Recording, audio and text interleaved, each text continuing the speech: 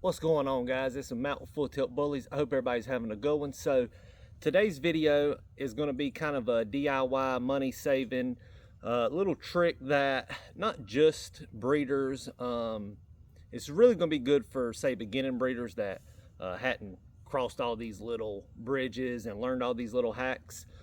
But again, it can be used for anybody. And the main point of this video is saving money. We all love to save money. So I'm just going to go off of breeders, people that own, one dog to multiple dogs. We all know, and we've all been there, where one of our dogs has chewed up the water hose.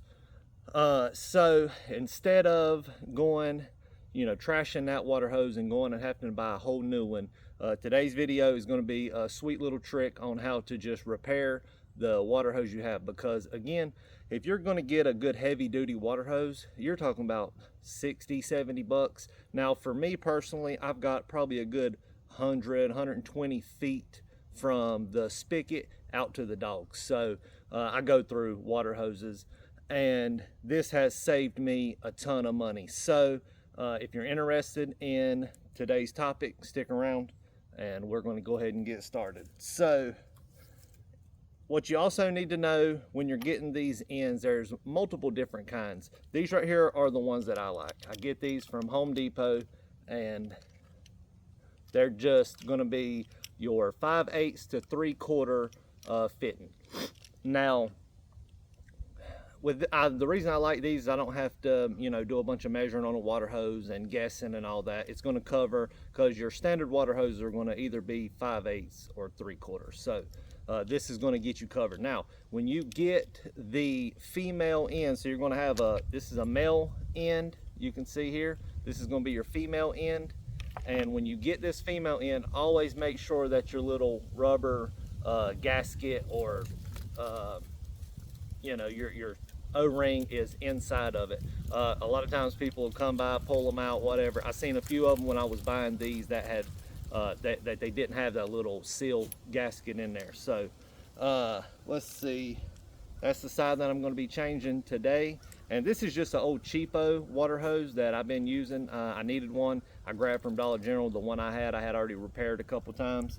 And I'll be honest with you, I had about forgot about these little things. So real quick, just going to pop out that end, set that to the side. Again, hope y'all can see this here.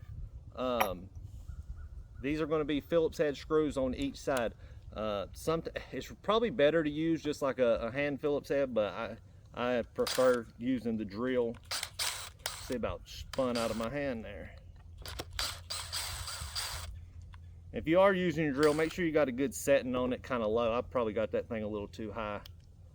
But again, you just got to get it opened up enough to slip over the water hose.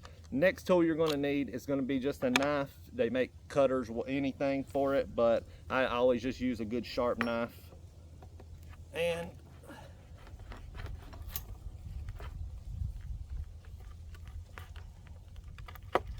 try to get one good cut. Don't saw back and forth and booger it all up on the end, because you want it to be as nice and straight and cut as possible. So now real quick, I'm going to cover this fitting first. I'm not going to do all of them in this video, because if you can do one, you can do them all. Now this fitting right here would say, let's say your dog chewed right here, got a couple holes right in the slap in the middle of your water hose, right? So all you would do is the exact same thing. You would just cut that bad part out. Then you have an end that looks like this on, on two sides. This is going to go in here the exact same way I'm about to show you on this one. It would just do the same thing on both sides. All right, so that one's covered. Again, that's just going to be for like a random hole in the middle of it, or somewhere that you don't want to cut all the way back real short. It's a little windy out here, guys, excuse me. So when you're putting this fitting on, again, it don't require any extra stuff, no glue or anything like that. You're going to make sure you slip this on first.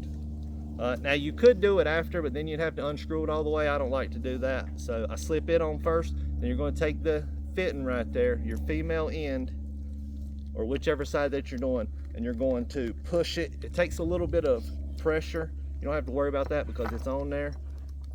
you take and you push it in.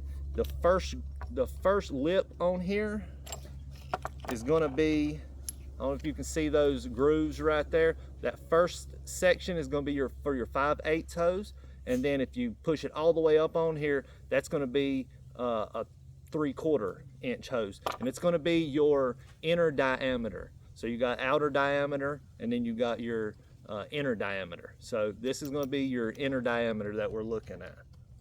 And again, like I said, this can save you bukus of money because these water hoses are expensive. All right, now you're going to get that up on there just like so. Get it where I can see it. Make sure you're in the groove, and then you're going to tighten it down. Now I do recommend, once you go to the tightening portion of this, to get you a hand Phillips head and do the last little bit of tightening with that thing, just to make sure that you got it completely secure. So, and that's it, you're done. You got you a brand new piece that works even better. I have to straighten that one up a little bit, but you get the gist of it. And these things, I've got them on my heavy duty water hose. Again, I just picked these cheap ones up just for, we were in a pinch, needed a little extra run, and I replaced the one water hose and then fixed the other one. The other one, it was a cheaper one anyway. So, you know, if you got old cheapo water hose, it's not as big a deal. It will save you money. These things are like $5 or $6 a piece. So let's say if you got one hole, and if you're going to do one end, you might as well do both ends. That's going to be 12 bucks versus a whole new $50, $60 water hose. So I hope y'all enjoyed this video. If you want to see more videos like this, you know, maybe leave it in the comments, or obviously the views will probably tell me. But I'm hoping to do more educational videos for y'all, showing just different things. I'm going to cut down a couple trees, walk y'all through that if y'all have to clear an area for your kennels or just in general. So again, really want to get back to the more educational part of these videos. So until next time, I really enjoyed this. Appreciate y'all.